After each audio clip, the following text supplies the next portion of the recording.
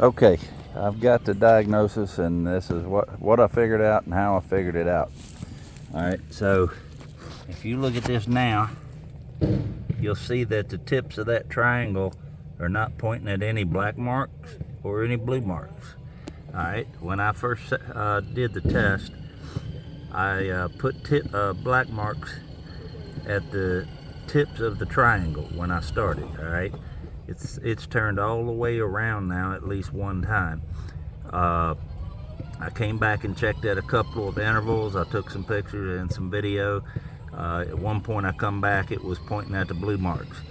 Now it's pointing at the black marks, and I've had the water off for, I don't know, 15 minutes, 20 minutes. I'm gonna go ahead and put this back on, pause the video, and show you the rest. All right, I'm walking back into the house here to the water heater. If you recall, a little bit ago, I took a vacuum in there and vacuumed up all the water. As you can see, there's no water at all coming out around the water heater at all. And it's not wet on the inside, which is indicative of a tank leak. The insulation is not wet. If you look back in that corner back there, that dark spot in the corner between that piece of whatever it is and the wall, that's water coming out from under the wall. All right, and just to make sure, I turned the water heater off. So I'm going to turn it back on. So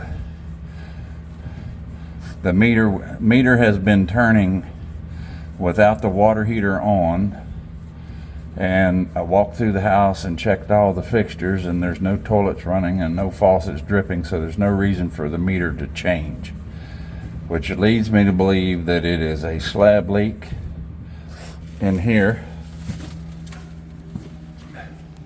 And as I showed you in a previous video, this floor in here is buckled. You can see right there where the edges are starting to come up on the corners, but it's buckled through here, right there.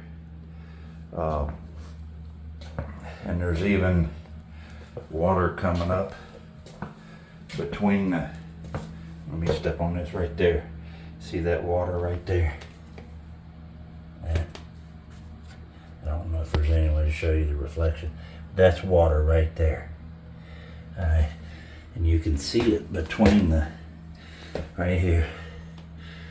You can see it between the wood. There it is. It's coming up under the wood. So there's water coming up over here, all around that. You can see that right there. It's coming up all around this when I step on it. I think you've got a slab leak that's coming up over here too. There's a slab leak somewhere in this general vicinity. And what's happening is the water's building up under the wood floor, and then it's coming out.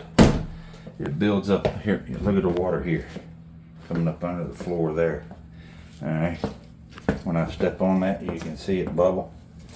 And if you come over here, you can see where it's building up. This is kind of uphill, so it's building up and coming out from under the wood here in the corner. Yeah, this whole thing is soaked. Look at all that water.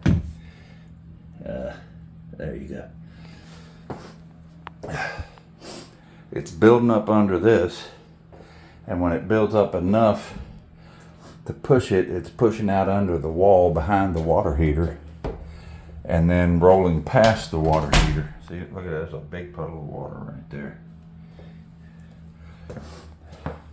And it's a cold water line. It's not a hot water line leaking, it's a cold water line, because I turned the water heater off to make sure.